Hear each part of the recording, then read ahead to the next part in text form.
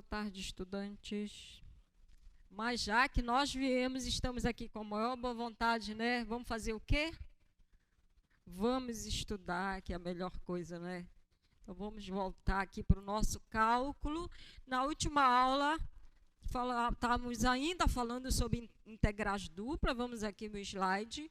E uma das coisas que a gente viu que a integral dupla, né, a gente introduziu como cálculo de volume, né, volume de sólidos, mas ela também pode ser usada para fazer um cálculo de área, né?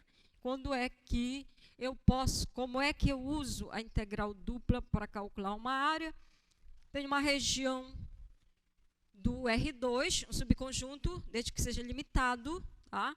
Então, para eu calcular, usar a integral dupla para calcular a área dessa região, basta que eu calcule a integral dupla da função constante 1.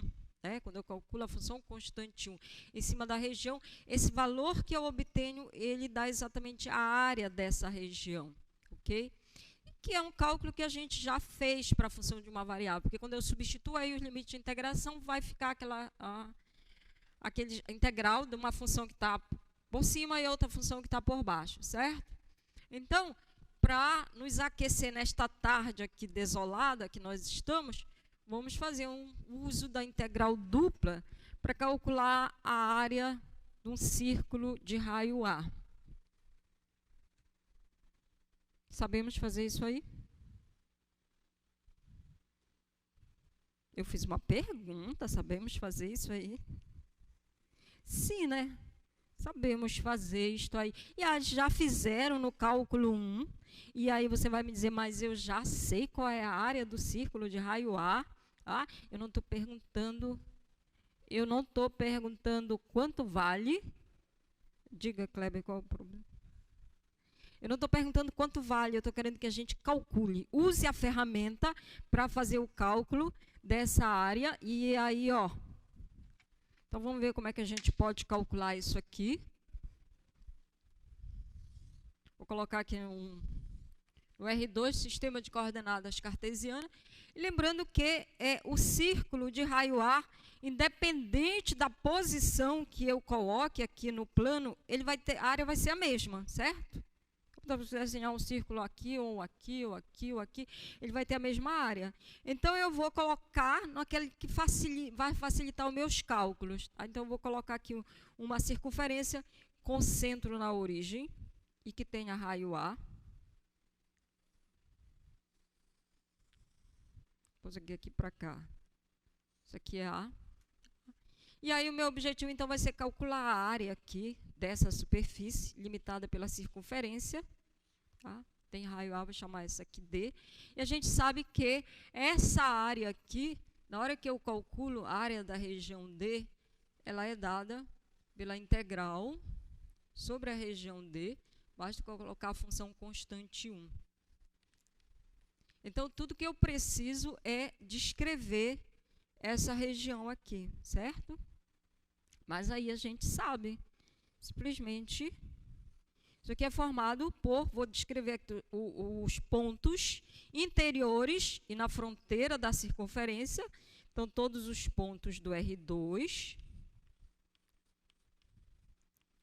para os quais, né, eles são interiores a essa circunferência de raio A, então menor x² mais y² menor ou igual que A ao quadrado. Na igualdade, a gente tem os pontos que estão sobre a circunferência e menor ou igual os interiores, tá? Que estão no círculo aí.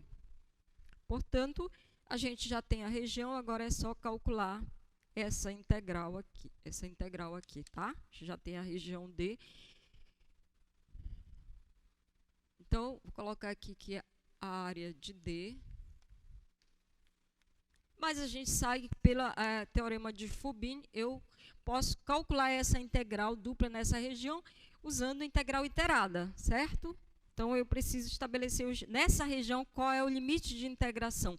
Eu vou calcular uma integral dupla para x variando de um valor até o outro e os limites de integração para o y, tá? Em relação a x e em relação a y aí. Olha só, gente, para facilitar os cálculos, a gente pode fazer o seguinte: se eu quiser calcular o valor todo de uma vez, eu posso, ou então eu posso pensar assim, aqui a circunferência com centro na origem, ela é uma figura simétrica em relação aos eixos coordenados, certo? Então eu posso calcular, por exemplo, só essa fatia aqui, né, que tem o mesmo valor aqui, aqui, aqui, aqui, né? Apesar do meu desenho não indicar isso, mas é o mesmo. E aí eu posso calcular só sobre essa região aqui e depois multiplicar por 4 o resultado obtido, certo? Então, eu vou chamar agora essa região aqui de D1. Na verdade, eu não vou calcular sobre a região D, eu vou calcular sobre a região D1. E aí eu vou multiplicar o resultado por 4. Então, eu vou dizer que isso aqui é 4 vezes a integral que eu estou querendo, mas sobre a região D1. E aí, eu agora vou descrever D1. Com a ajuda de vocês, claro.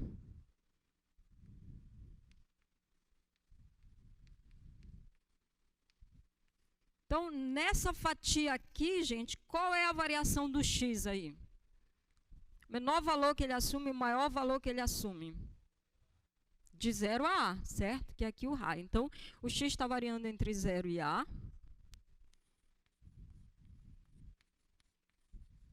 E qual é a variação do y? Para cada valor que eu pegar de x aqui, o y ele vai daqui, né, do 0 até aqui a circunferência, certo? Então, inferiormente, ele é limitado aqui pelo eixo do x e superiormente pelo gráfico aqui da circunferência, tá? Então, eu vou dizer o y, ele é maior ou igual que 0, e aqui, mas lembra que essa curva aqui, a equação dela é essa aqui, x² mais y² é igual a ao quadrado. Como eu quero escrever o y em função de x, é só eu isolar o y aqui, certo? Aí, isolando o y aqui, que eu vou ter que o y vai ficar igual a quadrado menos x². Veja que é y ao quadrado, quando eu resolver a equação, eu tenho duas soluções, mais ou menos, mas como eu estou pegando aqui a parte que está acima do eixo do x, então vou ficar com a solução positiva, tá?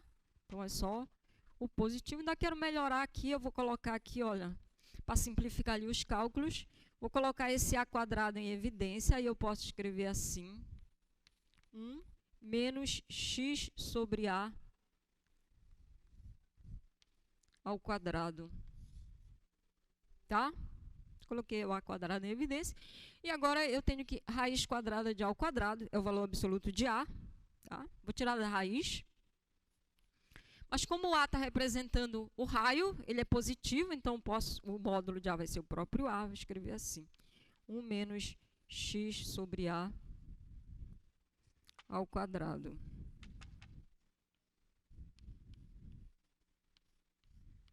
Então, esse é o limite superior do y. Para cada valor de x, ele vai de 0 até o valor que é dado por essa expressão e que depende do x aqui.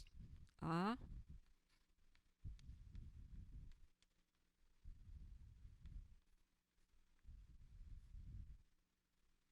Pronto, aí já tem os limites de integração. Portanto, usando aqui o teorema de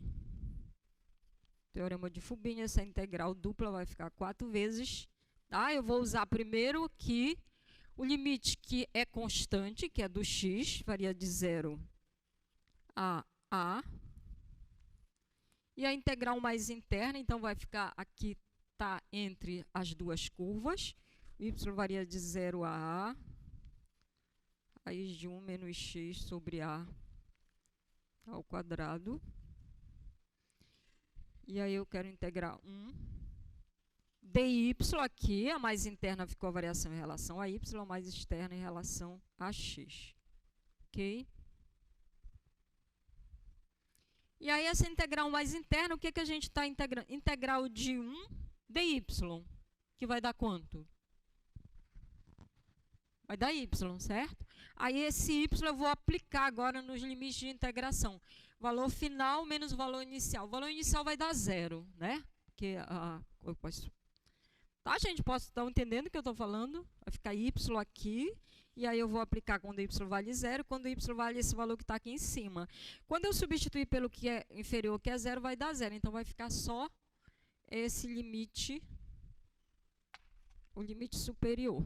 Então, vai ficar 4 vezes a integral, que vai de 0 a A, e essa integral interna vai dar esse valor aqui, tá? Esse A aqui está constante, eu já vou colocar aqui para fora da integral, então vai ficar 1 menos a integral de x sobre A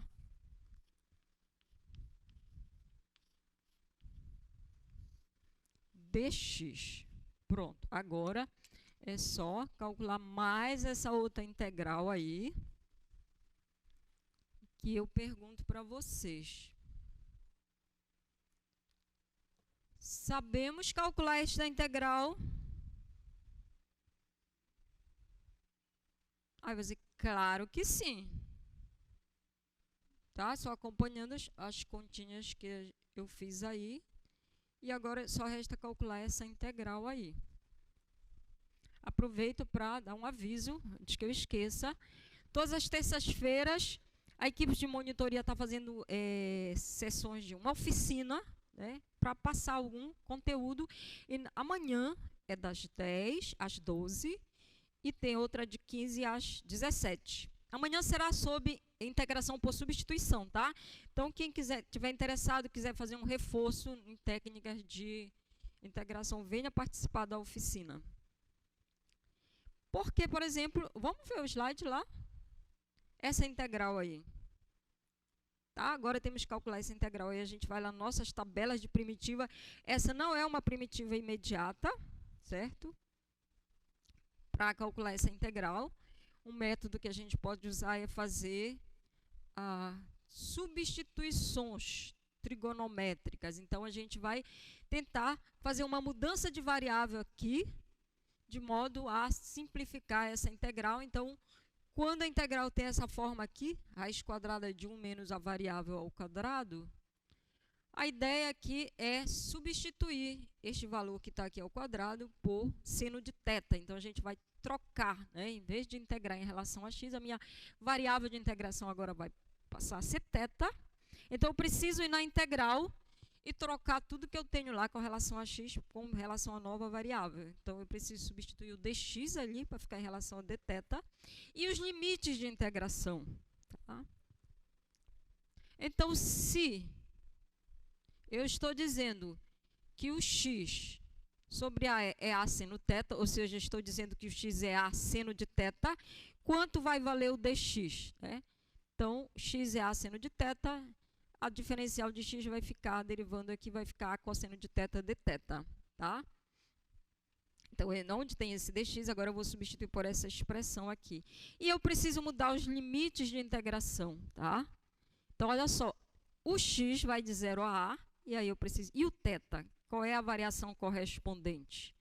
A gente usa essa relação aqui. Se eu estou dizendo que x sobre A é seno de θ, então é porque θ é o ângulo cujo seno é x sobre A. Tá? Então, usando essa relação aqui, que é a função inversa aqui. Quando x vale 0, aqui, ó, então eu vou substituir aqui, vai ficar cosseno de 0, dividido por A vai ficar 0, ou seja, o x vai ser o ângulo, o θ, perdão, o θ vai ser o ângulo cujo seno é 0, que vai dar 0. E quando x vale A, então eu vou substituir aqui, vai ficar A dividido por A vai dar 1. Portanto, o θ vai ser o ângulo cujo seno é 1, que é π sobre 2, tá? Então, esses ficam sendo os limites de integração. Vou na integral substituir agora. Então, eu venho aqui, olha, quando x vale 0, o θ vale 0. Quando o x vale A, o θ vale π sobre 2. E vou substituir na integral, x sobre A por seno de θ, o dx por A cosseno de θ dθ. E aí a integral, olha, ela fica mais simples agora. Vai ficar a integral de cosseno ao quadrado de θ. Ah, essa daí a gente sabe resolver, não sabe? Potência de funções trigonométricas.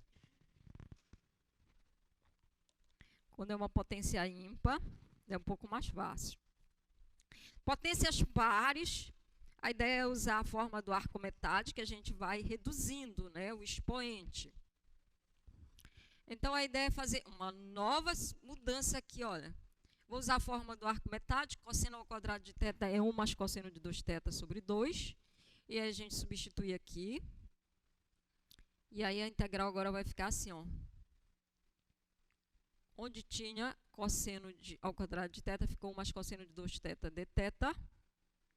Agora essa a gente sabe resolver, não sabe não, gente? Porque a integral de 1, aí em relação a θ vai dar θ. E cosseno de 2θ também é uma primitiva imediata. Aí a gente finalmente resolve a integral e aplica nos limites de integração, tá? Aí fica πa sobre 4, tá? Mas lembrando que esse resultado que está aí, a gente era só isso aqui, então eu vou multiplicar por mais 4a e aí a gente vai ter então o valor que a gente estava procurando, que era a área da circunferência de... Era o slide, por favor, de... Aqui, ó. Área do círculo de raio A. Deu trabalho para calcular essa integral. Mas era até uma região bem simples, né, gente? É só isso aqui, tá?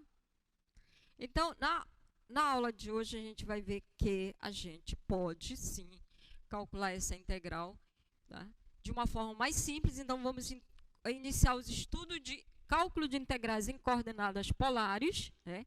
É como falar numa outra linguagem, que a gente pode, ela simplifica algumas integrais, elas ficam bem mais simples quando a gente usa as coordenadas polares. Então, não é que a gente vai fazer um estudo sobre coordenadas polares, a gente vai ver alguma coisa para que a gente tenha condições de descrever. A ideia aqui, eu quero calcular essa integral aqui usando coordenadas polares, eu preciso saber descrever a região, né, usando coordenadas polares. Então, vamos fazer uma breve introdução aqui, o estudo de coordenadas polares. Depois a gente vai voltar aqui para calcular essa área aqui e comparar, tá, os cálculos que a gente fez com os que a gente faz usando coordenadas polares.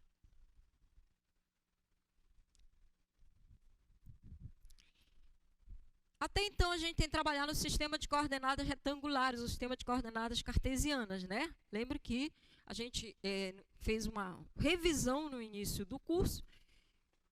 Tudo que você já sabe, o sistema de coordenadas retangulares, ele é formado no plano, né? Por duas retas orientadas, dois eixos coordenados, que tem uma mesma origem, né? Então, eu tenho duas retas, formam entre si, que são perpendiculares, tem uma origem comum, e aí qualquer ponto que eu pego no plano, ele tem um endereço com relação a esse sistema de coordenadas polares, tá? Todo ponto é representado por um par ordenado de números reais, que são as coordenadas do ponto em relação a esse sistema. E aí vocês lembram o que representa cada um desses pontos, as coordenadas do ponto? O x e o y no sistema de coordenadas retangulares, o que eles representam? A distância a cada um dos eixos coordenados, certo? Então, essas coordenadas do sistema de coordenadas retangulares representam a distância do ponto aos eixos coordenados, tá? Então, o x representa a distância ao eixo y e o y a distância ao eixo x, né? Que é essa... Isso aqui é o x, distância orientada, porque é para cima ou para baixo, dependendo do sinal. A distância que ele está do eixo y, e o y, a distância que ele está do eixo x, representa a distância orientada. E o que é o sistema de coordenadas polares, como é que ele é construído? Ali a gente tem dois eixos. O sistema de coordenadas polares, ele é formado por um ponto. Então, eu vou pegar no ponto, marcar um ponto, que é chamado o polo, ou a origem do sistema, e uma semirreta. Nunca tem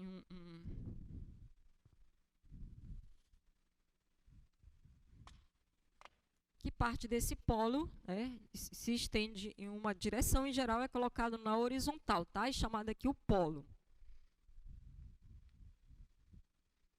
Então, ali tem dois eixos, aqui a gente tem um semi-eixo. E agora eu pego um ponto qualquer aqui do plano. Assim como aqui a gente ele tem um endereço em relação a esse sistema, aqui também a gente tem esse ponto, ele é identificado por um pó ordenado. Vamos denotar as letras desse pó ordenado de R e θ. Mas também são dois números reais, tá? E o que esses números reais representam? Esse R aqui, ele vai representar a distância que o ponto está aqui do polo. Tá? Então, R eu vou medir a distância que ele está aqui. E esse R vai representar a distância que o ponto está da origem. Portanto, na hora que está falando da distância, o resultado desse, na hora que eu tenho ponto, né, a primeira coordenada, vai ser aqui um número, para eu identificar, vai ser sempre um número maior ou igual que zero, já que está representando uma distância, tá? Então, essa distância que esse ponto está do polo, e isso vai ser a primeira coordenada. E essa segunda coordenada vai ser o ângulo aqui, olha. O ângulo que esse segmento OP está formando com o polo aqui, tá? Então, isso aqui, a segunda coordenada representa o ângulo que o segmento OP forma com o eixo polar.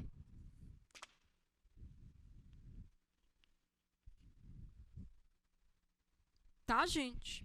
Entenderam? Então, é assim que eu identifico as coordenadas polares do ponto. Esse ângulo, tá? Aí tem duas maneiras de medir. Quando a gente mede neste sentido aqui, o resultado a gente dá é um positivo, e quando mede no sentido horário, ele é negativo, tá? Então, se eu medir o ângulo nesse sentido, eu medi, deu um ângulo π sobre 3. Vai ser o valor π sobre 3. Eu medi neste sentido, deu π sobre 3, mas como é nesse outro sentido, fica menos π sobre 3, tá?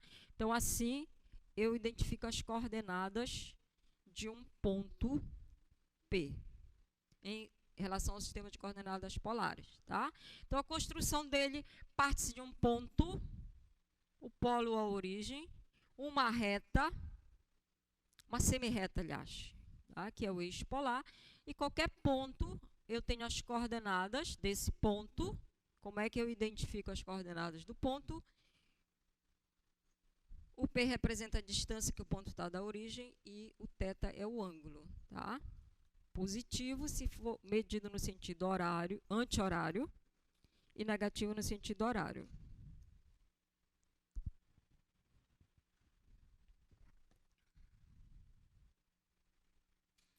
Tudo bem, vocês já sabem, então, dado o ponto, já sabem localizar qual é o endereço dele. Tudo bem, e agora eu tenho o sentido contrário, né? O que eu tenho é o endereço agora, e eu quero saber lá no plano, a gente chama o plano polar, onde é que está o ponto.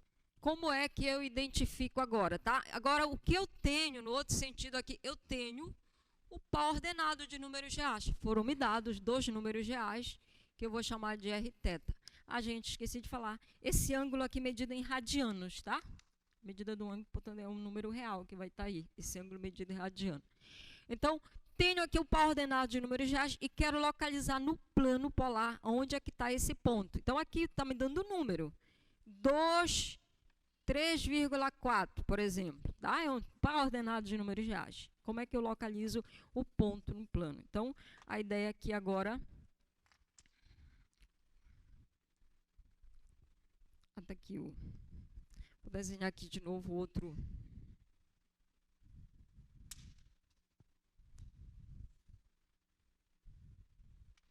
Então, olha, aqui eu pego esse número real, vou construir uma circunferência com o centro no polo e que o raio dessa circunferência seja o valor absoluto desse número, porque esse número pode ser 0, pode ser negativo, pode ser positivo, tá? Então, vou colocar aqui, se o R for 0, primeira convenção, se esse número for 0, então o ponto... ele é a origem, tá? Quando R é 0, o ponto é a origem, qualquer que seja a segunda coordenada. Se ele for diferente de 0, aí ele pode ser um número negativo, pode ser um número positivo.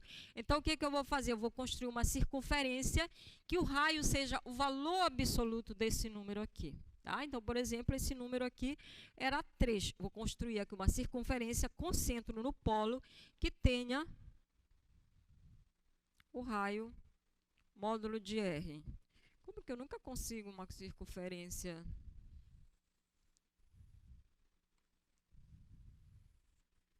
Ok? Tá? Então, qualquer ponto que está em cima dessa circunferência, a distância dele para o polo é exatamente o valor absoluto do R. Tá? E aí, agora, a partir daqui, eu meço o ângulo θ-radianos a partir desse ponto de interseção da circunferência com o polo, tá? Então, eu meço um ângulo aqui de θ-radiano. Como é que eu faço essa medida? No sentido anti-horário, se for positivo, e no sentido horário, se for negativo. Então, respeitando a convenção aqui, tá? Meço esse ângulo aqui. Vou medir aqui o ângulo, θ-radianos, tá? Então, o ponto final aqui do ângulo vai ser o ponto que tem coordenadas R e θ, se esse R aqui for maior que 0, tá? Então, quando R é maior que 0, o ponto que está na extensão final aqui do ângulo é exatamente o ponto que tem as coordenadas que foi dada. Tá? Entendido isso aí, gente? Sim ou não?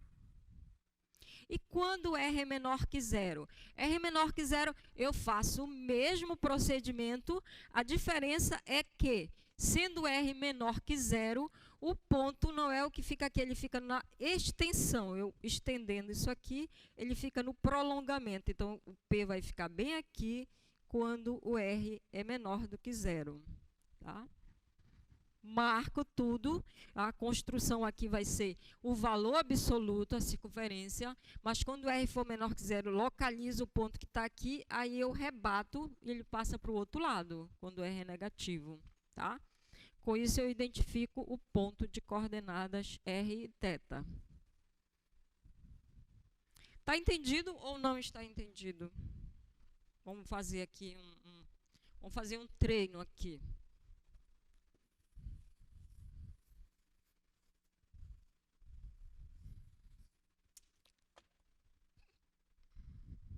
Vamos marcar no plano esses pontos aqui, ó. Deixa eu pegar os pontos aqui. Quero marcar no plano polar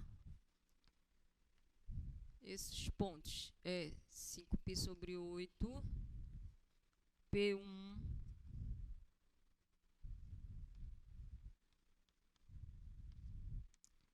P2, 2 menos π sobre 4, P3 é menos 2,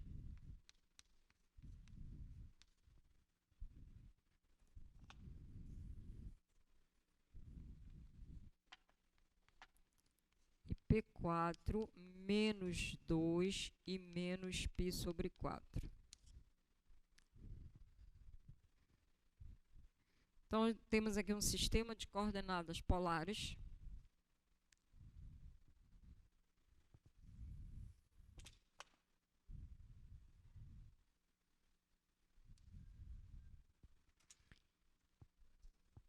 Marcar este ponto aqui. Onde está, gente? Onde está o ponto P no plano polar?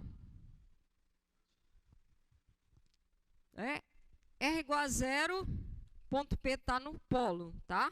Ele coincide exatamente com o polo, dependente do ângulo. Tá? Agora, eu vou marcar o ponto P1. Qual é o procedimento aí?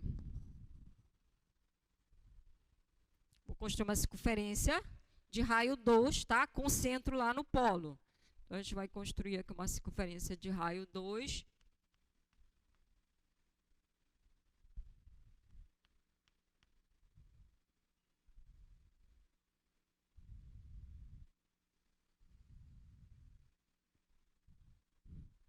Diria que ficou perfeita. E agora eu vou medir o ângulo, né? A partir daqui da interseção da circunferência com o polo, eu vou tomar um ângulo que mede π/4. Qual o sentido que eu meço? Anti-horário ou horário? Anti-horário, porque é positivo, tá? Então, minha medida aqui vai ser nesse sentido aqui. Aí eu meço aqui, deixa eu fazer aqui a referência para ficar π/4. Então, aqui, olha, como R é positivo, vai ser o ponto que fica lá mesmo, tá? Que é o ponto de coordenadas P1.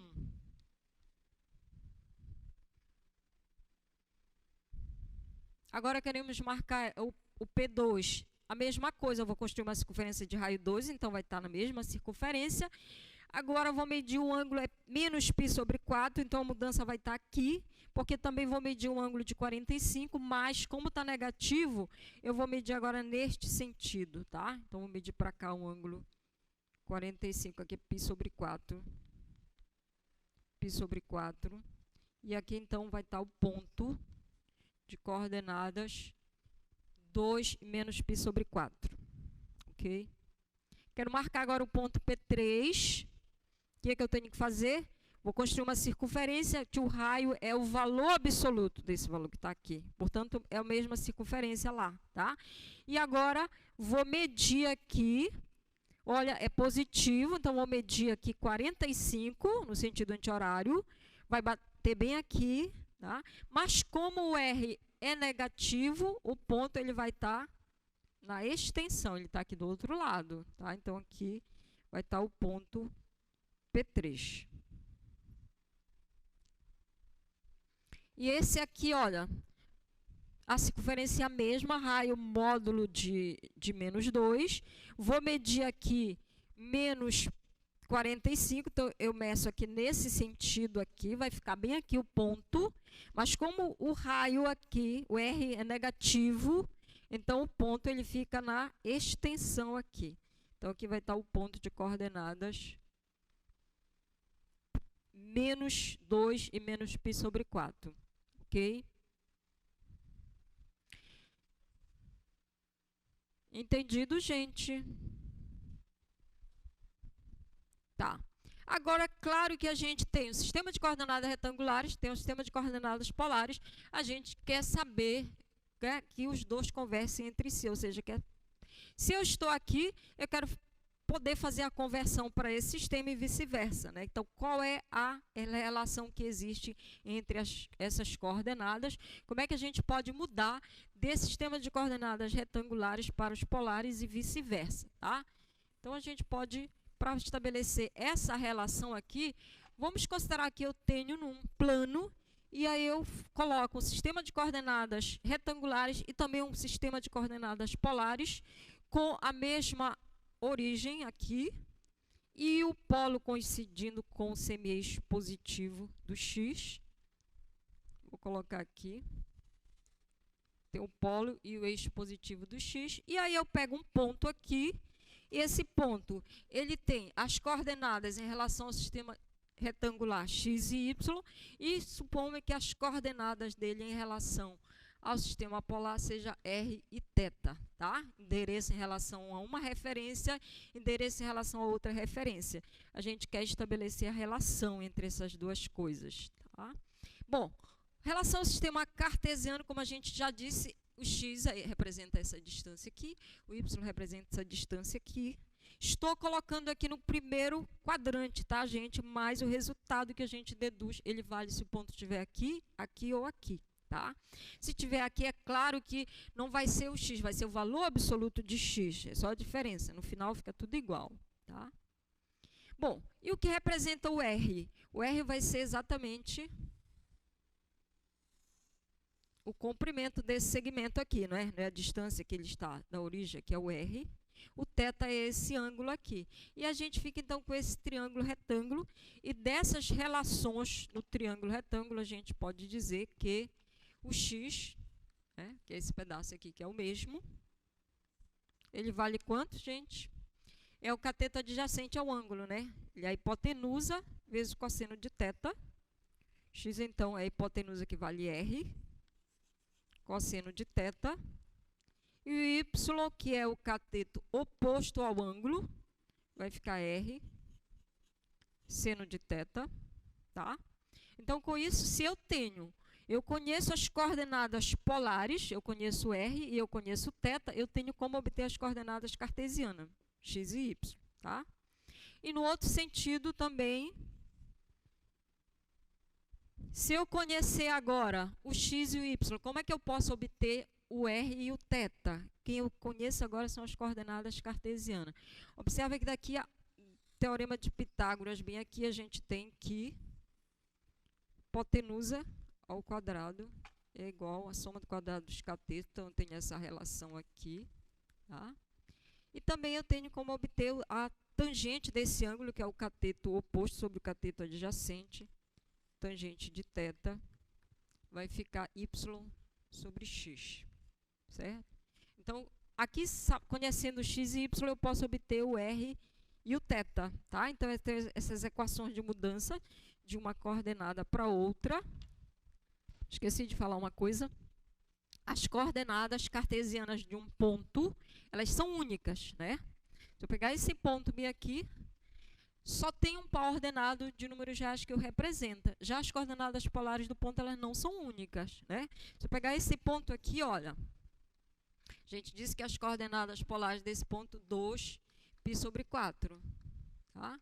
Mas se eu der assim mais uma volta, então o π sobre 4 mais 2π também é uma outra coordenada desse ponto, tá?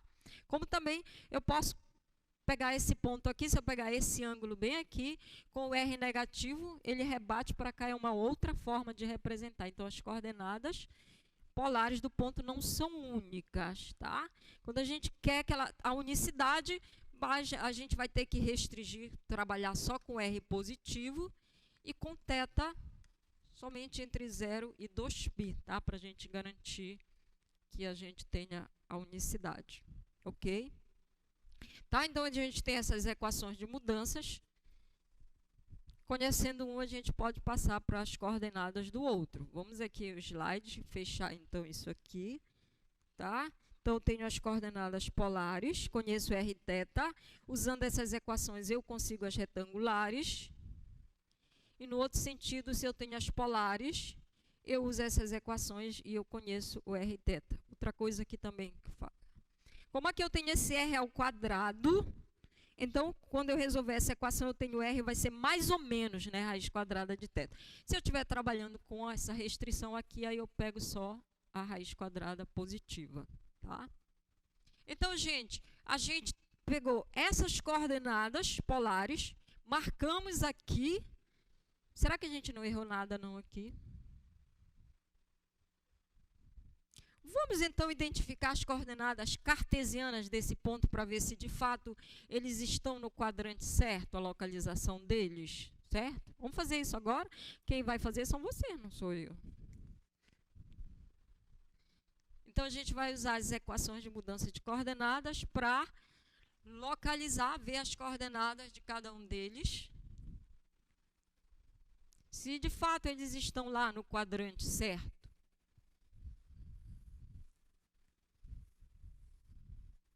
A gente tem, por exemplo, o ponto P1.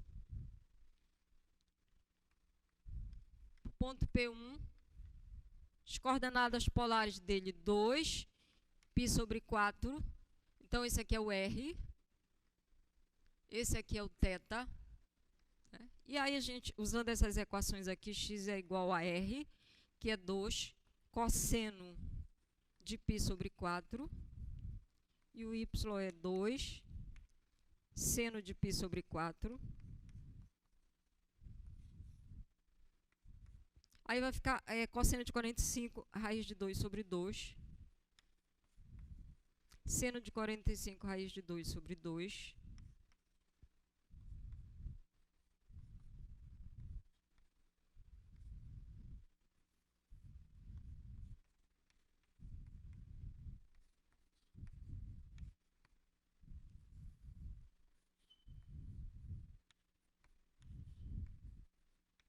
Então, as coordenadas retangulares do ponto P1, raiz de 2, Raiz de 2 é 1,4 alguma coisa, tá?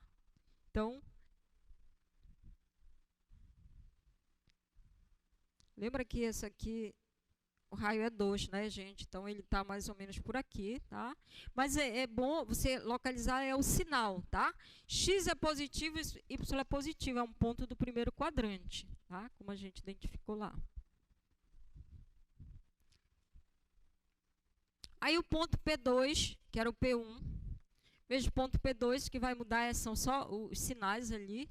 Ponto P2 aqui, o ângulo agora é menos π sobre 4, tá? Então, é isso aqui, cosseno de menos π sobre 4 e seno de menos π sobre 4.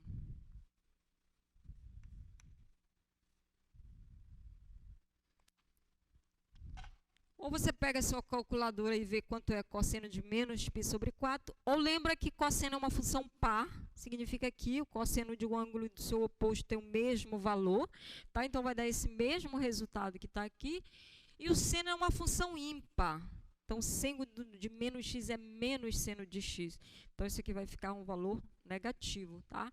Diferença aqui que vai dar esse aqui, tá? Então, é um ponto em que o x é positivo e o y é negativo. P2 agora, né? O x é positivo, ó, aqui, e o y é negativo, confirmando que ele está no quarto quadrante, esse ponto aqui. Ok? Como a gente havia marcado. O ponto P3, né? Agora, vai ficar o cosseno de... Agora é aqui que muda, vai ficar negativo. E negativo, e a gente está trabalhando aqui.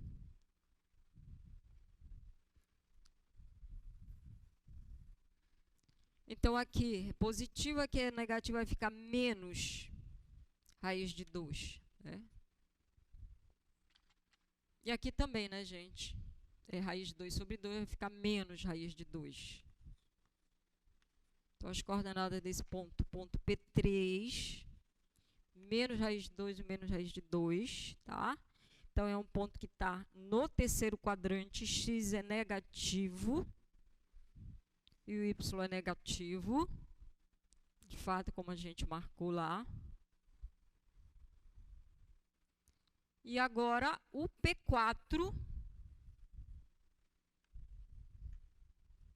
tudo negativo, tá? Então, negativo, negativo, e bem aqui também, menos e menos. Aqui dá positivo, com o menos daqui vai ficar negativo, agora aqui é negativo, né? Com o menos aqui vai ficar positivo. Então, vai ficar menos e mais. O x é negativo, porém o y é positivo, x é negativo e y é positivo, ponto do segundo quadrante, ok? Então, as localizações estão corretas.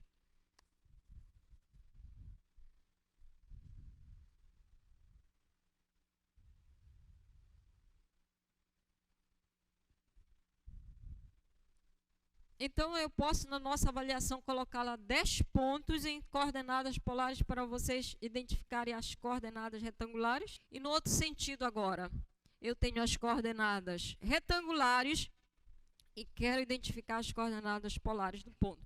Também uso as equações de mudanças de coordenadas, tá? Vamos ver aqui o slide. Tá aí, olha. Quero identificar quem são as coordenadas retangulares do ponto de coordenadas 1, 1.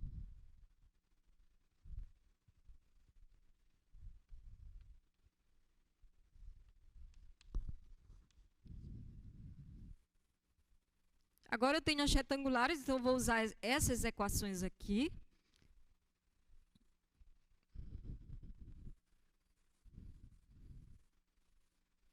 Para identificar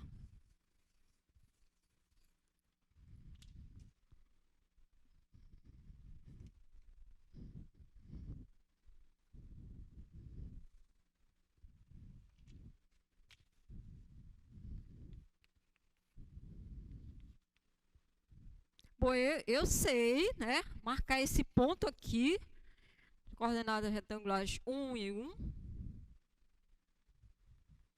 Ele é um ponto que está no primeiro quadrante. E eu quero identificar quem são as coordenadas. Quem é o R e quem é o θ? R ao quadrado é igual a x ao quadrado mais y ao quadrado, que é igual a 1 ao quadrado mais 1 ao quadrado. Portanto, eu vou tirar aqui o R, vai ficar a raiz de 2. Ah, eu esqueci de colocar nessa questão, acho que não está no slide. Eu quero identificar um sistema de coordenadas polares com essa restrição aqui, tá, gente? Para R maior que 0 e θ entre 0 e 2π. Para eu identificar só um, tá? Então, tenho as coordenadas cartesianas do ponto, quero um sistema de coordenadas polares com o R maior que 0 e θ entre 0 e 2π. Então, já tenho aqui o R, porque olha só, como ele é sempre positivo, eu vou pegar, então, a solução positiva aqui. E tangente de θ, para eu identificar o θ, eu vou pela tangente, vai ficar y sobre x, vai ficar 1 sobre 1. θ, e aí qual é o ângulo que o θ é π sobre 4. É o único no círculo trigonal na volta toda que dá π sobre 4.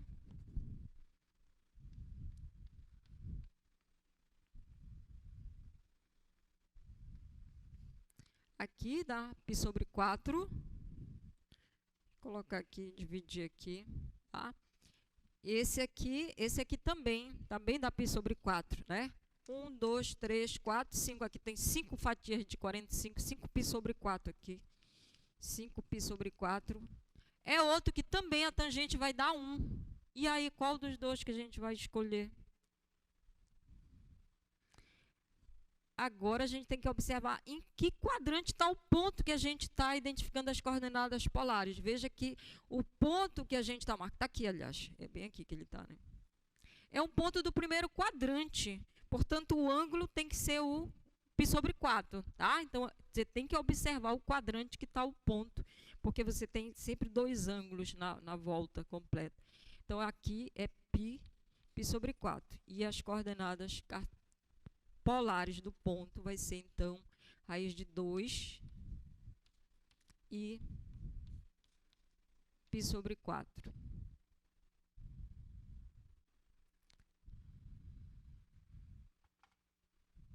Agora, se eu colocar aqui, ó,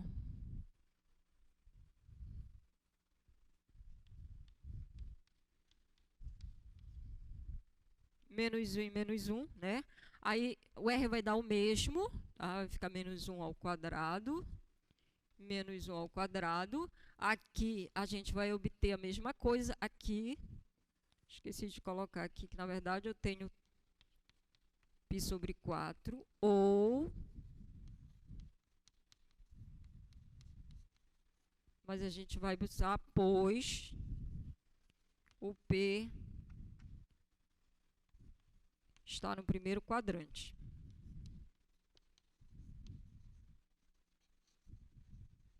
No caso anterior ainda, tá? E aí, neste caso aqui, é a mesma coisa, tá? Eu tenho duas soluções, π sobre 4 ou 5π sobre 4, mas aí eu vou ver qual dos dois que corresponde ao ponto. O ponto aqui... x é negativo, y é negativo, menos 1, menos 1. É um ponto que está aqui no terceiro quadrante. Vou chamar ele de pelinha, né, para diferenciar. E aí, portanto, o θ vai ser 5π sobre 4 nesse caso, tá? Depois vocês façam para o menos 1 com 1 com menos 1. Porque aí você vê todos os quadrantes, né? Bom, então, para cada ponto do plano, você tem um ou mais, né, pontos. Descrição desse ponto em coordenadas polares. Então, por exemplo, essa circunferência aqui, para cada ponto eu tenho as coordenadas polares desse ponto. E, portanto, eu tenho uma forma de descrever essa curva usando coordenadas polares. Então, a gente tem também as curvas, tá? Curva polar, que são equações escritas em coordenadas polares. Vou pegar aqui o slide. Tá, então, o gráfico de uma equação polar, eu tenho uma identidade aqui, a gente está expressando o R como uma função de θ. Então, duas variáveis, assim como a gente escreve em coordenadas cartesianas o Y como função de x, tá? Ou o x como função de Y aqui também. Vou escrever uma em função do outra. Ou uma equação envolvendo x e y. E o que vai ser o gráfico? Consiste de todos os pontos em que o P tem pelo menos uma representação polar que satisfaz a equação, tá? Como eu falei, ela não é única, então pode ser que uma representação não satisfaça a equação, mas se a outra tiver uma que satisfaz, então ele está no gráfico da equação. Por exemplo, a gente tem aí uma equação em coordenadas polares. Que curva descreve essa equação?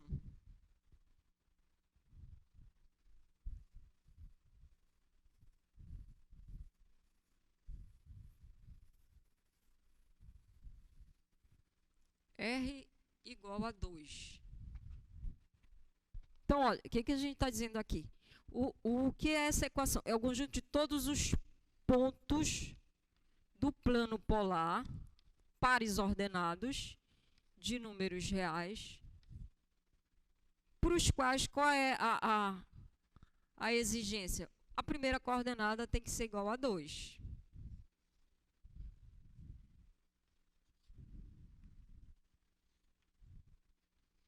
O que é isso aí, gente? O que a gente está dizendo? O R representa o que mesmo? A distância que o ponto está do polo, tá? Então, qual é a única exigência? O ponto tem que estar 2 unidades distante da origem. A gente exigiu alguma coisa para o ângulo? Não, tá? Então, qualquer que seja o ângulo serve. A única exigência foi a distância. Então, você pegar um ponto aqui no plano, média, a distância que ele está do polo é 2 unidades. Ok, você está no gráfico da equação. Pegou um outro ponto aqui, a distância é 2 unidades. Ok, você está no gráfico da equação. Pegou um aqui, é 2 unidades. Não, você não está no gráfico da equação. Tá? Então, quando a gente reunir todos os pontos que estão 2 unidades distante da origem, o que é isso? Uma circunferência, né, de raio 2 com centro na origem. Todos os pontos que estão aqui, somente eles, estão a 2 unidades distante do polo, que é o que foi pedido aqui, tá? Então, essa equação bastante simples, ela descreve a circunferência.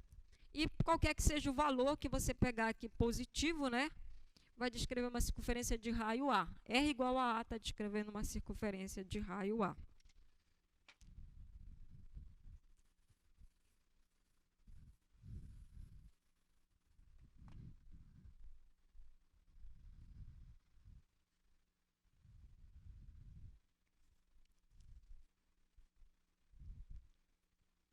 Θ igual a π sobre 4. Uma equação em coordenadas polares. O que esta equação descreve? Que curva?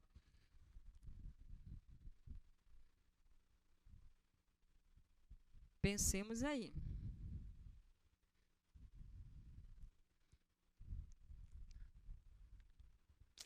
Então, agora a gente está dizendo, é o conjunto de todos os pares ordenados, todos os pontos do plano polar. Exigimos alguma coisa para o R? Não. Estamos apenas exigindo que o ponto forma um ângulo de 45 com o eixo polar.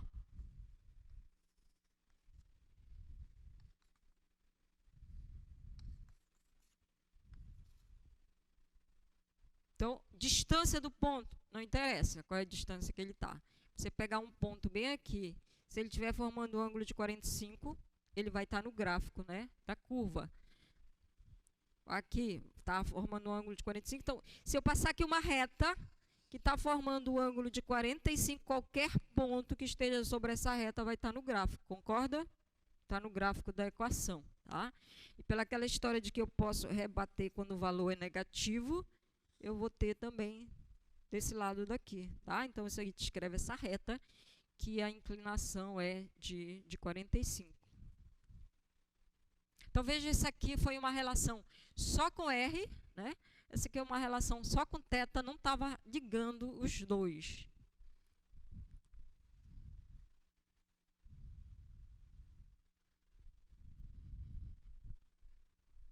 R é igual a 2 cosseno θ.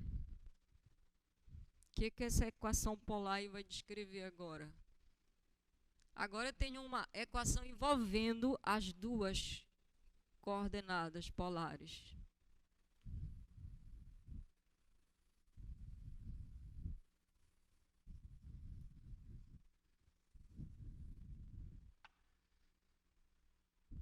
Aí já não é tão fácil de ver porque para cada valor de θ o R está atrelado, está dependendo do θ, certo? A gente pode usar as equações de mudança de coordenadas para ver se a gente passa essa equação para coordenadas cartesianas para enxergar o que a gente tem aí. Então, lembrando que a gente tem que o x é R cosseno de θ, mudança de coordenadas, y é igual a R seno de θ.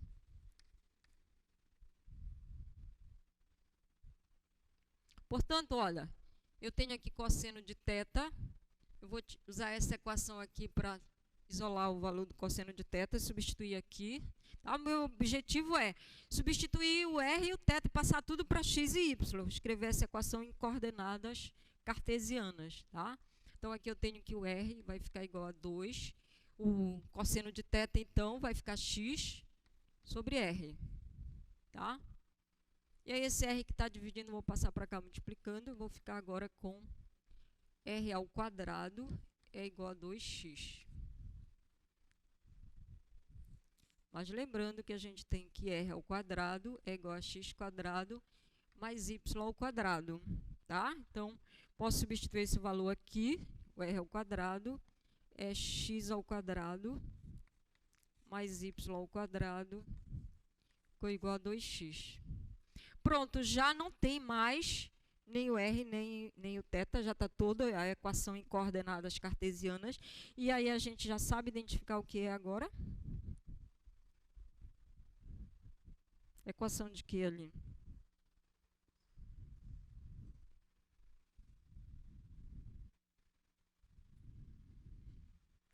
Aí damos uma arrumadinha mais ali, porque tem um negócio de x quadrado, y ao quadrado, ou é circunferência, ou é elipse, né? Olha só, vou passar tudo para um lado aqui, eu vou ter x quadrado menos 2x, e aí vou completar esse quadrado aqui, tá? Que vai ficar x menos 1 ao quadrado aqui, mais y ao quadrado, então passei esse aqui para cá, somei uma unidade aqui, então vou ter que colocar também do outro lado para compensar, e agora posso escrever x menos 1 ao quadrado, mais y ao quadrado igual a 1. Aí eu aposto que agora vocês identificam o que é isso aqui. É o quê? É uma circunferência, né? O centro dela está em 1, 0 e o raio é 1.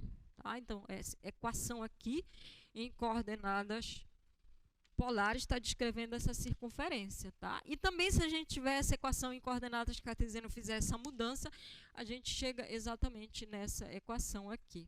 Tá? Bom, o que a gente quer também é descrever algumas regiões em coordenadas polares, porque o nosso objetivo é calcular a integral, né, onde a região de integração vai estar descrita em coordenadas polares. Então, vamos tentar fazer uns exercícios para a gente identificar algumas regiões aqui. Eu quero descrever, usando coordenadas polares, essa região aí. Dê a metade superior do disco, que está com o centro na origem, tem raio 5.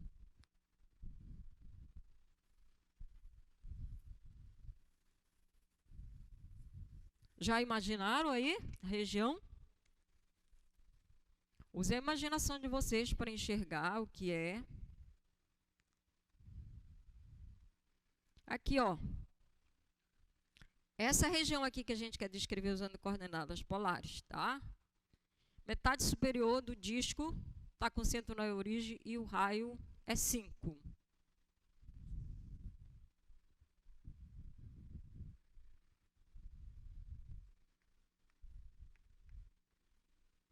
Então, vou dizer assim, ó, é o conjunto de todos os pares ordenados de números reais, tá? Expressando como coordenadas polares. E aí, qualquer ponto que esteja, tá, nessa região aí, qual é a variação do raio? Qual é o menor valor que um raio aí assume? Qual é o maior valor?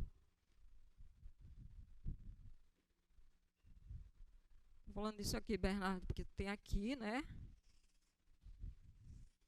Qualquer ponto que esteja aqui, ele faz parte da região, tá? Então, se você pegar um ponto aqui, por exemplo, se eu pegar aqui o polo, ele faz parte. Nesse caso aqui do polo, é o menor raio que tem, que é 0 aqui. Mas se você pegar um valor que está bem aqui, esse ponto, ele faz parte. E o raio dele aqui vai ser essa distância aqui, tá?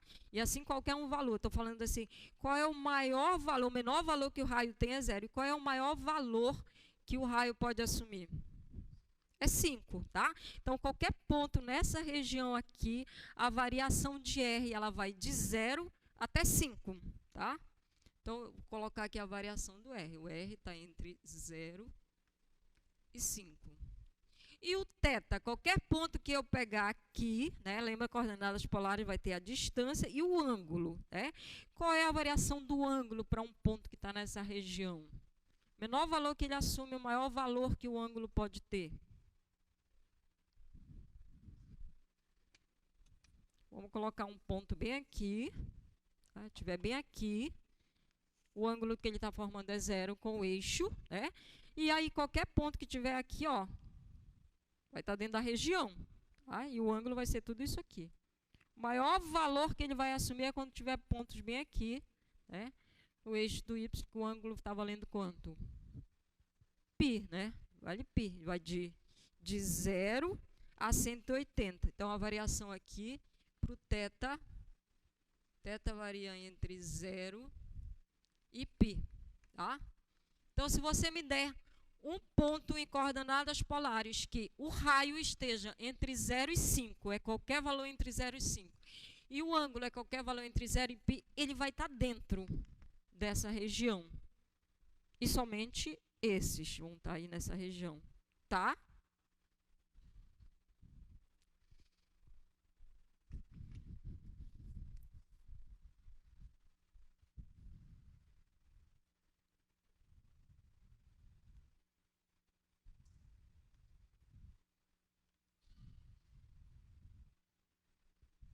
Vamos ver outro aqui. Agora eu quero descrever a região do primeiro ao terceiro quadrante limitado pelo círculo. E aí corrijam aí que é x quadrado mais y ao quadrado igual a 5 ao quadrado, tá, gente? Esqueci do quadrado ali. Se não tivesse 5 ao quadrado, vai ficar o raio raiz de 5. Mas eu esqueci de digitar. Então é a mesma coisa. Agora é a região que vai do primeiro ao terceiro quadrante. Como eu descrevo agora?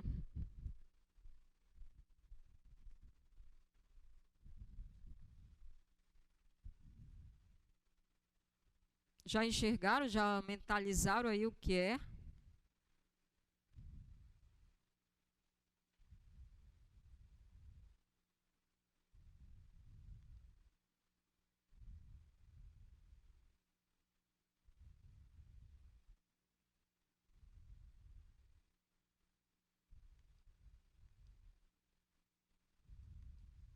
É isso aqui agora, olha.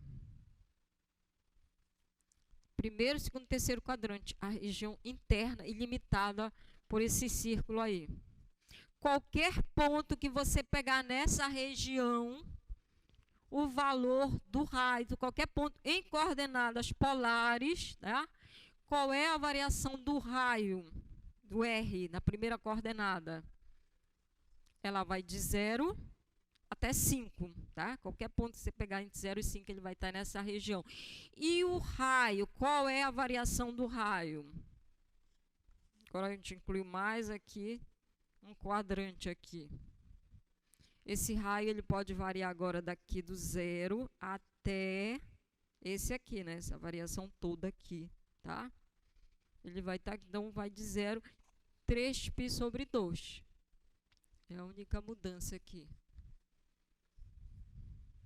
Qualquer ponto que você der para Rθ. Desde que o RT esteja entre 0 e 5, o θ está entre 0 e 3π/2, ele vai estar exatamente aqui dentro dessa região. Ok?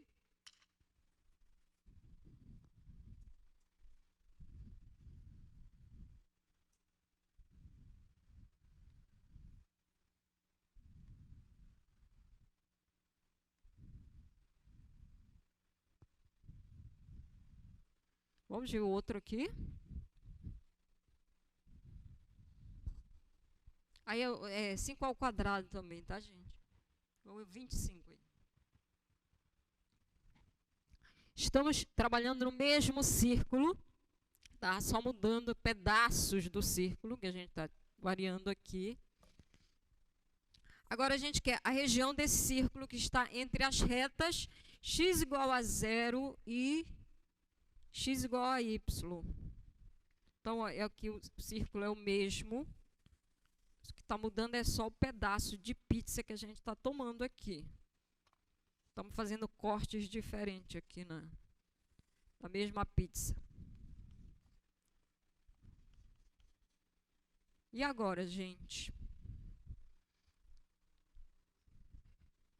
A reta limitar pela reta x igual a 0 é quem? X igual a 0 é o eixo do y, né? Então, está aqui.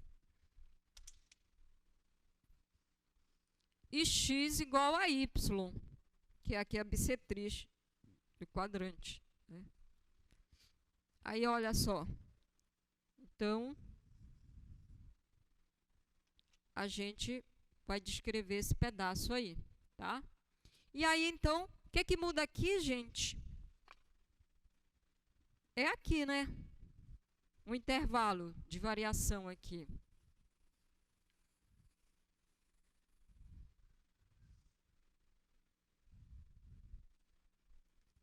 Qual é a variação do θ agora?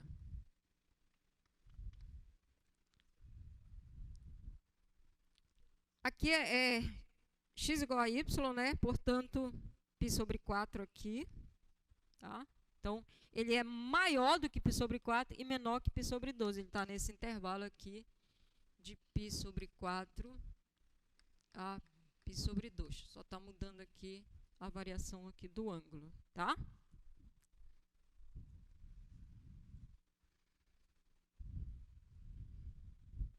E vamos ver o slide lá para fechar. Não, deixa isso aqui que a gente vai já precisar. Agora a gente quer a região do plano que fica dentro desse círculo aí, com o centro, é esse círculo aqui, que a gente acabou de descrever ainda há pouco. Centro em 1, 0 e raio 1. E fora do círculo com centro na origem, raio 1.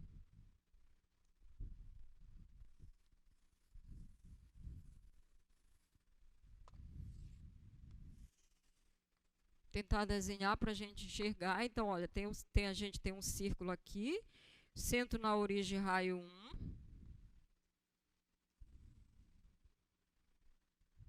E a gente tem esse outro aqui, que o centro dele está em 1, 0. Então, é bem aqui. Tá? O raio dele é 1, então ele vai bater bem aqui assim.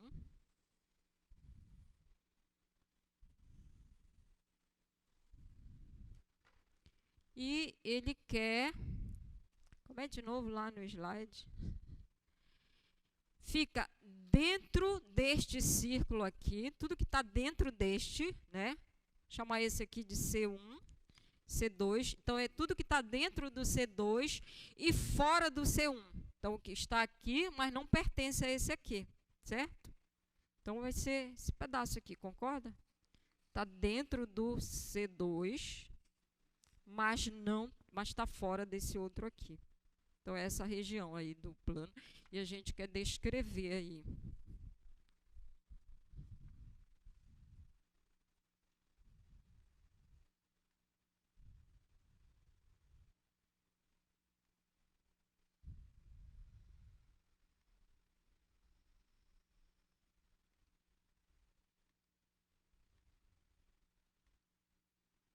Aqui, ó, podemos ver o slide, tá? Eu desenho aqui, com o centro na origem o outro, e a gente quer descrever essa região aqui. Então, a gente tem que dizer, ó, qualquer ponto que você pegar em coordenadas polares, é que é claro que tem uma variação para o R, então eu só tenho que dizer que intervalo que varia o R, e tem uma variação para o θ também, em que intervalo que varia o θ. Me digo aí, gente. Peguei um ponto aqui, o ponto que está mais próximo, os mais próximos eles vão estar aqui, não estão, gente? Então, mais próximo que eu posso pegar, ele vai estar aqui. E os pontos que estão aqui, nessa circunferência, qual é a distância que eles estão da origem? Distância que estou falando é uma unidade, não é? Porque não estão em cima da circunferência de raio 1. Então, o valor do R ele tem que ser sempre maior ou igual que 1, tá? Porque é daqui para cá. Então, o R ele é maior ou igual que 1. E qual é o maior valor que o R assume? O maior valor que eles podem assumir são os que estão aqui, né? Em cima dessa segunda circunferência, certo? E quanto vale o R bem aqui? Para pontos que estão em cima dessa circunferência. Quanto está valendo? 2 é porque 2, Bernardo. Porque essa equação me diz que o R em cima dessa circunferência é esse aí. Te lembra aqui? Esse aqui não é aquele círculo? Em equação polar dele é essa aqui, tá? O R vale, porque lá o R fica dependendo do θ, certo? Então, o R, naquele segundo círculo, ele vale 2 cosseno de θ, tá? Então, a equação aqui, porque ele não está com o centro lá na origem, tá, Bernardo? Por isso que ele fica dependendo, então é menor ou igual que 2 cosseno de θ, tá, gente? A equação desta circunferência em coordenada polar é 2 cosseno θ. E θ varia de quanto a quanto?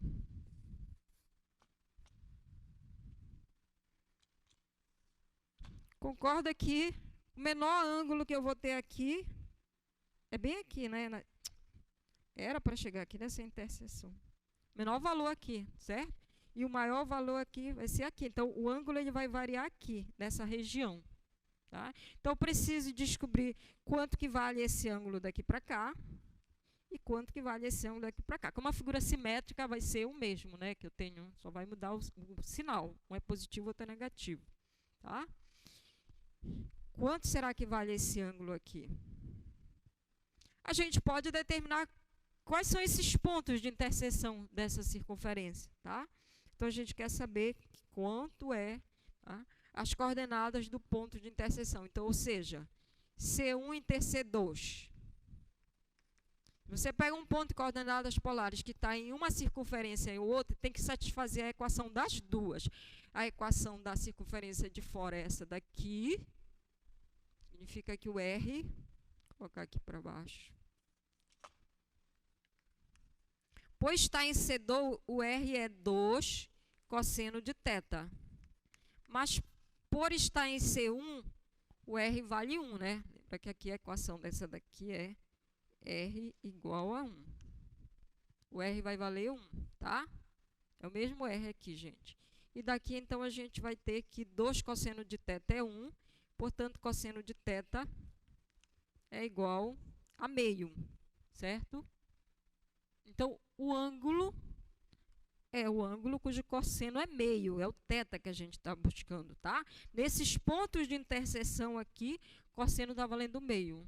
Qual o ângulo cosseno vale meio? 60, que é π sobre 3, tá? Ou menos 60, por isso que tem os dois ali, tá? Menos π sobre 3. Então, ele vai daqui, que é o menos π sobre 3, medido nesse sentido que é negativo, até aqui, que é π sobre 3. Então, vai de menos...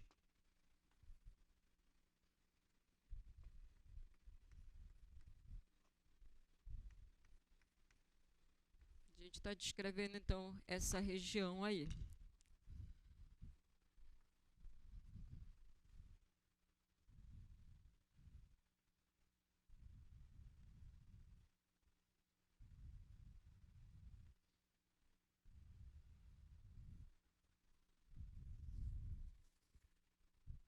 Bom, nós vamos, dentre essas várias regiões que a gente pode construir aqui, tem uma que a gente chama o retângulo polar, tá?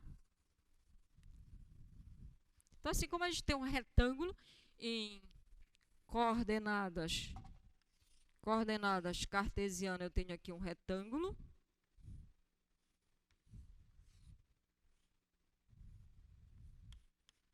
Eu também vou ter o retângulo em coordenadas polares, tá? Então, veja, coordenadas cartesianas vai de um ponto A. O x varia de um ponto A a um ponto B. O y varia de um ponto C a um ponto D. E em coordenadas cartesianas eu vou ter uma variação também para a primeira. O R vai variar de um valor inicial para um valor final. E o θ também vai ter uma variação correspondente. Então, aí a gente vai ter o retângulo polar. Vou colocar o desenho aqui no GeoGebra, que é melhor do que o meu desenho, né? Mas olha como é que a gente define, tá? Eu tenho, o que vai ser chamado retângulo polar? Então, é uma região do plano polar, então, um conjunto de pontos do R2, em que o R está entre um valor inicial e um valor final, está num intervalo, assim como está o X aqui no retângulo convencional, tá? E o ângulo θ também está no outro intervalo de variação. Então, R fica entre um valor inicial A e um valor final B, e o ângulo também entre dois valores, tá? Chamado, então, o retângulo polar. A gente só tem umas restrições aqui, tá? Claro que os ângulos estão entre 0 e 2π, e esses valores por raio para ser valores positivos e não iguais. Seria isso aqui, gente. Tá? Só esse que está limitado aqui pelas bordas azuis. Tá? Esse retângulo polar aqui que vai do ponto... Que ponto é esse aqui?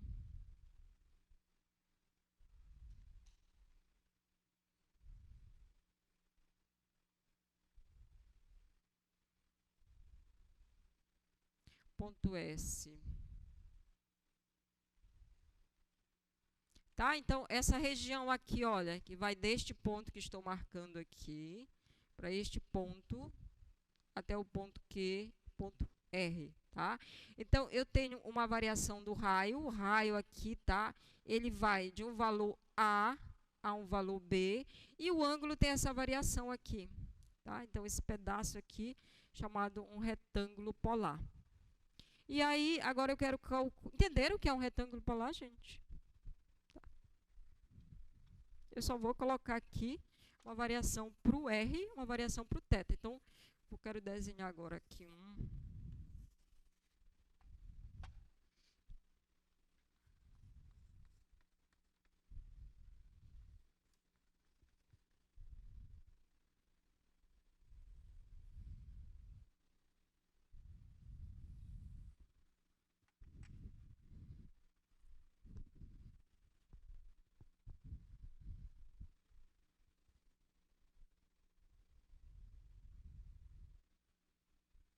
Então, lembra que o raio representa a distância que o ponto está da origem, tá? Então, aqui é uma região, toda essa região aqui, tá? Então, a menor distância é essa que está daqui para cá. É isso que a gente está dizendo, chamar essa distância aqui de A, tá? Então, e a maior distância é essa aqui, chamou aqui de B, tá? Então, qualquer R que você pegar aqui, esse retângulo, a gente está definindo assim, conjunto dos pares ordenados, R e θ. Esse R, ele varia, o menor valor que ele assume é A, e o maior valor que ele assume é B. Então, ele é sempre maior do que A e menor do que B. Tá? E eu tenho também uma variação aqui para o ângulo. O ângulo, qualquer ponto que eu pegar aqui, ele pode variar aqui. Tá? Então, se eu disser aqui que este ângulo todo aqui, ele é alfa, este todo aqui é beta, então ele varia o maior menos o menor. Esse θ aqui, ele varia de um alfa para um beta, certo?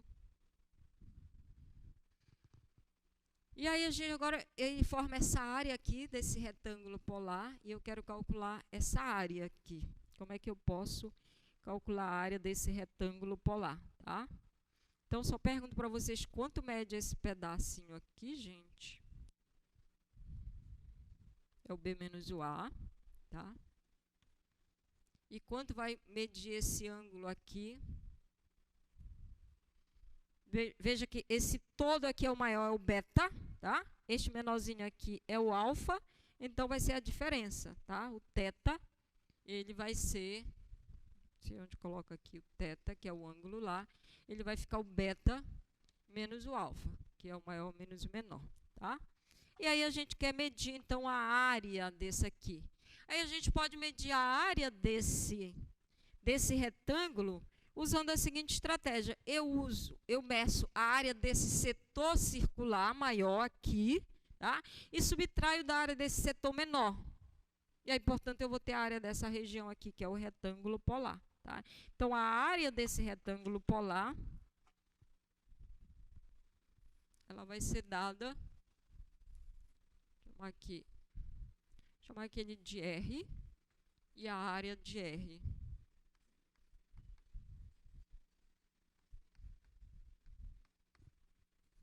A gente vai pegar a área do setor maior, aí não sei se vocês lembram como é que a gente mede a área de um pedaço de pizza. Lembram disso? A área do setor circular, tem um setor circular aqui, tá? Que tem um raio R e que é subtendido um ângulo θ. A área desse setor circular aqui vai ficar o raio ao quadrado vezes o ângulo, tá? Dividido por 2, que a gente faz uma relação com a área do círculo todo, tá? Então, é a área do setor circular. Então, a gente pega a área do setor maior e subtrai da área do setor menor. Lembra disso aqui, gente? Da área do setor circular, mais ou menos. A gente faz uma relaçãozinha de 3 com a área da circunferência toda, tá? Que é isso aqui. Ele é diretamente proporcional. O ângulo vai crescendo a área. Então, olha, você pode colocar aqui. De um lado eu tenho o ângulo, de outro lado eu tenho a área. Aí a gente diz, olha, quando eu tenho o ângulo de 2π, que é o ângulo todo, ao ângulo de 2π, corresponde à área do círculo, que é πr ao quadrado. E para um ângulo de θ, eu tenho aqui uma área correspondente, ele é diretamente proporcional. A gente pode usar aqui a regrinha de 3, então esse x aqui vai ficar o produto desses dois aqui, dividido pelos 2π, tá? E aí cancela e vai dar a área aqui, θr ao quadrado sobre 2, tá? Então essa é a área do setor circular. Então a gente vai pegar a área do setor maior, que vai ficar então, quanto que vale o raio aqui? B ao quadrado, raio maior, vezes o ângulo. Quanto vale o ângulo aqui desse setor? É o que eu estou chamando aqui de θ, sobre 2. Menos, eu vou pegar agora a área desse setor menor aqui, tá? Para subtrair, vai ficar com essa que está aqui. Aí, quanto vale o raio aqui? Vale A, menos A ao quadrado. Quanto vale o ângulo, gente, do setor menor? É isso aqui. O ângulo é o mesmo, né? Dos dois. O ângulo também vai ser θ. O ângulo aqui é o mesmo. θ sobre 2, tá? Então, a área desse setor circular vai ficar θ sobre 2, que está multiplicando ali a diferença do quadrado dos raios, tá? Então, a gente tem a área desse setor que a gente vai precisar para calcular o volume do sólido.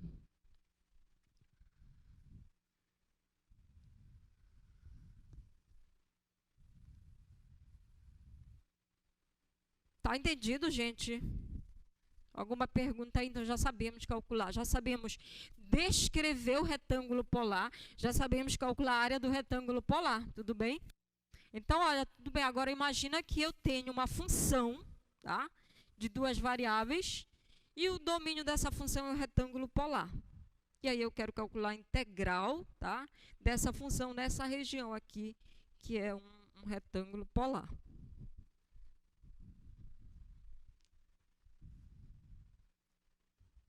É isso. Agora eu tenho aqui, vamos ver aqui o slide. Eu tenho aqui uma função de duas variáveis. Tá? A região de integração é um retângulo polar. E aí a gente quer saber como é que fica a integral nessa região aí. Então, a estratégia usada é a mesma que se fez para calcular a integral em cima de um retângulo convencional. Qual foi a ideia, gente? Que tinha, lembrando que se eu quisesse, eu queria calcular o volume de um sólido, né? Que a base era o retângulo convencional, tá? E aqui, assim, em cima eu tenho o gráfico de uma superfície, que é uma função de duas variáveis, tá? Então, qual foi a estratégia que a gente usou? Fala lá, Bernardo. Tinha o retângulo convencional. A gente pegou aqui o retângulo. Região de integração aqui é um retângulo.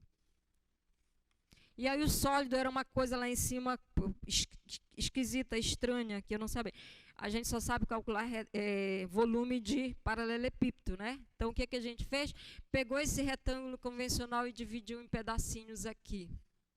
Dividiu aqui, pegou o eixo do x, dividiu em pedaços, pegou o eixo do y, dividiu em pedaços. Em cada retângulo a gente escolheu um ponto, calculou a imagem da função nesse ponto, e aí calculou o volume do sólido que tem por base esse retângulo e a altura, a imagem da função no ponto, tá? Procedimento análogo a gente vai fazer aqui. Só que vai pegar esse retângulo aqui, o raio, e dividir aqui em pedacinhos, certo? Então, vai dividir aqui, vou pegar, estou pensando é só que eu vou começar um processo longo e o nosso tempo já vai acabar, né? Então, a ideia é exatamente a mesma, gente. A gente vai pegar esse retângulo polar, olha, ele vai de um ponto A a um ponto B, a variação do raio. Então, a gente pega este comprimento aqui, que é B menos A, e divide em M pedaços. B menos A vou dividir por M. Vou chamar de delta R cada pedacinho desse aqui, tá? A gente pegou aqui o raio e dividiu aqui em pedaços. E aí faz a mesma coisa para esse ângulo. Então, aqui tem um ângulo θ e vou dividir esse ângulo θ em pedaços aqui também. Igualmente espaçados, tá? Então, eu vou chamar aqui de delta θ cada pedaço desse. Quanto é que ele vale? Ele vale o valor final menos o valor inicial, dividido pelo número que eu estou dividindo, tá? Na hora que eu faço isso, mudou nada não, porque eu continuo com um monte de retângulo polar aqui, certo?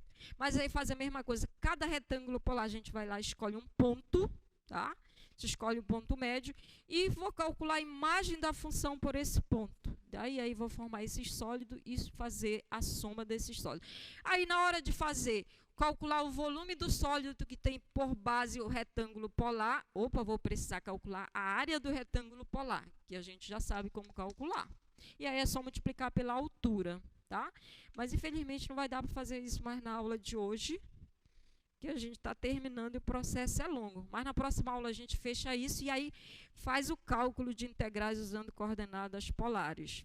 Antes da gente ir embora, tem avisos para dar para vocês. Vamos fazer a entrega da nossa prova agora no final da aula, tá, gente? Então, quem quiser pegar a sua prova, aqui na sala ao lado, a gente vai fazer a entrega. Lembrando que a nossa terceira avaliação, né? Está marcada para o dia 21 de dezembro, ok? Quarta-feira temos aula normal. Então, tá, gente, até quarta-feira.